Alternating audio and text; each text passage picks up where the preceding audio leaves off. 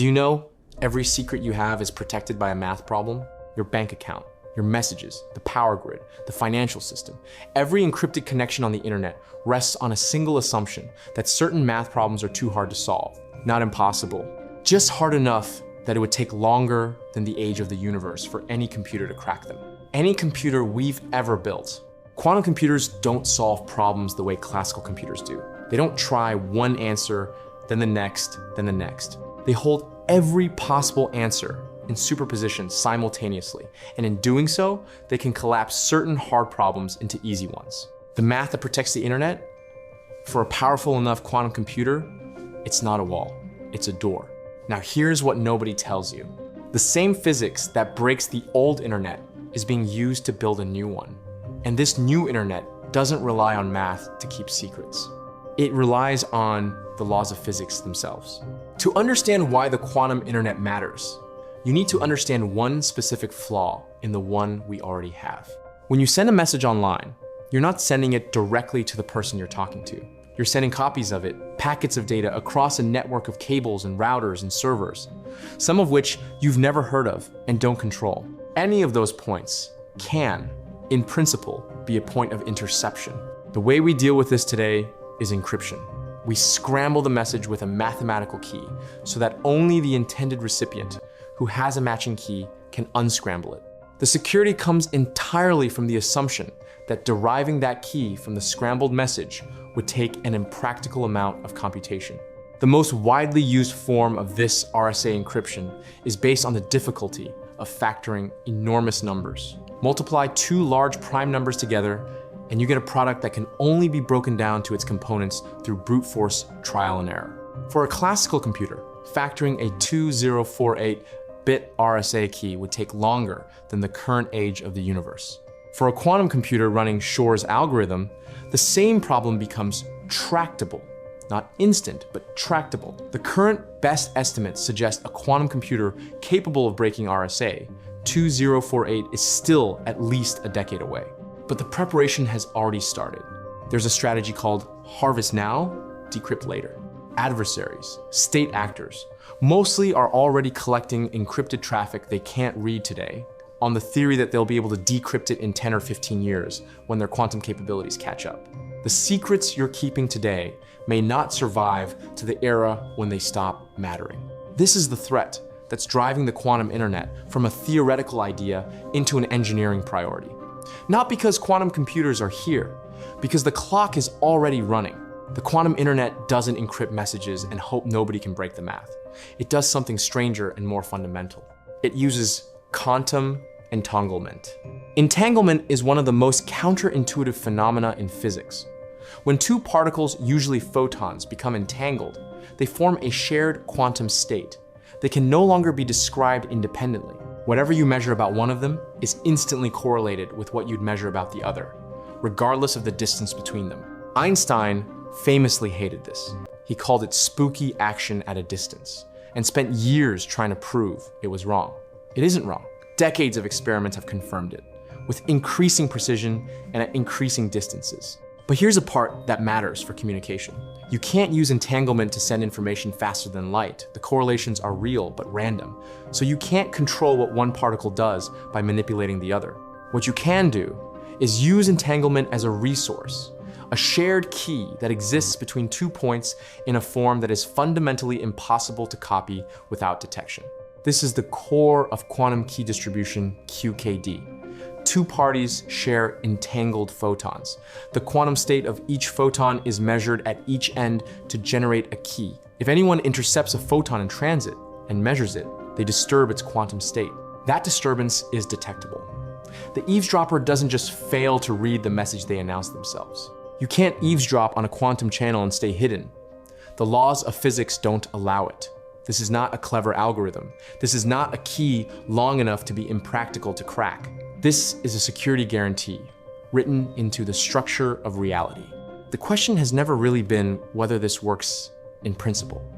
It's always been whether it can be made to work in practice, across real distances, on real infrastructure, at real speeds. In 2026, the answer started looking like yes. New York City, February to April 2026.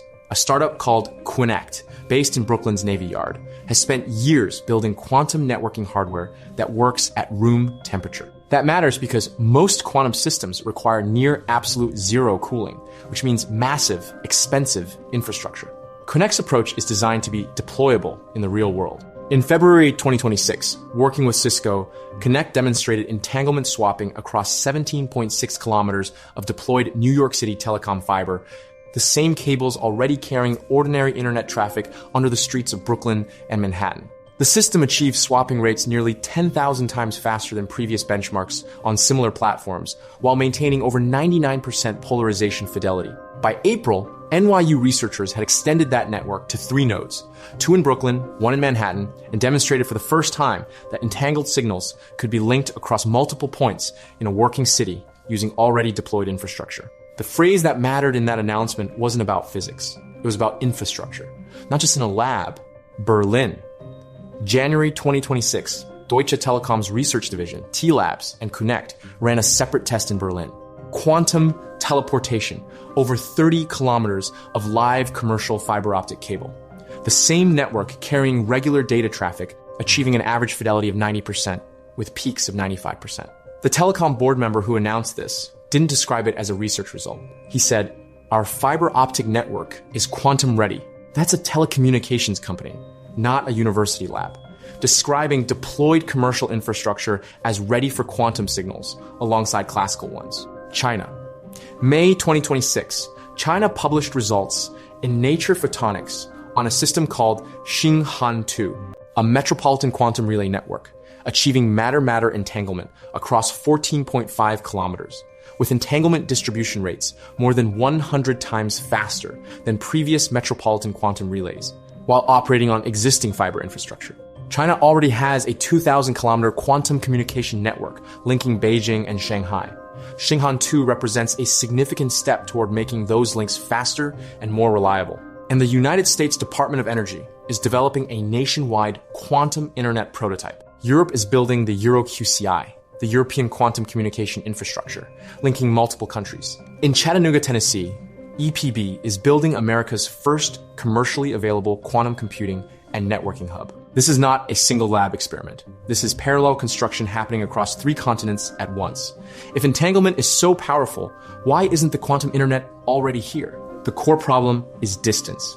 Quantum signals, individual photons carrying entangled states, degrade as they travel through fiber. Not because the fiber is imperfect, but because this is just how photons behave. Every few dozen kilometers, signal loss becomes too severe to maintain the quantum correlations. The classical internet solved this with signal repeaters, devices that read a signal, amplify it, and retransmit it. You cannot do this with a quantum signal. Measuring a quantum state destroys it. This is the no cloning theorem. It is physically impossible to copy an unknown quantum state. A classical repeater would obliterate exactly what makes the signal quantum. The quantum solution is entanglement swapping, the technique demonstrated in New York. Instead of copying the signal, you create entanglement in short segments and then link those segments together so that 2 endpoints become entangled even though they've never directly interacted. The signal was never transmitted in one hop. It was stitched together across multiple entangled links. This works, but it's technically demanding. Each intermediate node has to perform delicate quantum operations, synchronize precisely with neighboring nodes, and maintain the fragile quantum states long enough to complete the swap. Doing this reliably, at high rates, across real-world infrastructure that vibrates and heats and ages, that is the engineering challenge. The 2026 experiments are beginning to crack. The other challenge is that quantum signals can't simply share fiber with classical signals without interference management. The photons carrying classical data are bright. The photons carrying quantum states are individual. Running them through the same fiber requires careful wavelength separation and noise filtering. Both the Berlin and New York experiments operated on existing shared telecom fiber and succeeded. That's significant. Security is the most urgent application, but it's not the only one. A quantum internet doesn't just move data more securely. It creates a fundamentally new kind of resource: distributed entanglement. 2 machines, anywhere on the planet, sharing a quantum state. The first thing that enables is quantum key distribution at global scale. Provably secure communication between any 2 points on the network, guaranteed by physics rather than computational difficulty. No algorithm to break, no key to steal. The second is distributed quantum computing. A quantum processor is limited by the number of qubits it can maintain. But if two quantum computers are connected by a quantum network, they can share entangled qubits and effectively behave as a single, larger quantum processor. The quantum internet makes distributed quantum computing possible in a way classical networking can never replicate. The third is quantum sensing. Entangled sensors placed at different locations can make measurements that no single sensor could achieve. Atomic clocks synchronized to previously impossible precision, gravitational wave detectors with sensitivity beyond current limits, distributed telescope arrays that effectively function as an instrument the size of the Earth. And then there's something harder to quantify, the applications we haven't thought of yet. The classical internet enabled things nobody predicted when the first node came online. In 1969, social media, streaming video, electronic commerce, GPS navigation woven into daily life. The quantum internet will enable things that are equally invisible from here. What we can say is that it starts with the same infrastructure, the same fiber under the streets, the same cables crossing the oceans. The quantum internet isn't being built somewhere else. It's being built on top of what already exists. In Brooklyn, in Berlin, in Beijing, the first nodes are already lit. The internet you're using right now was once just a handful of university computers connected by wires. The quantum internet is roughly where that was in 1972.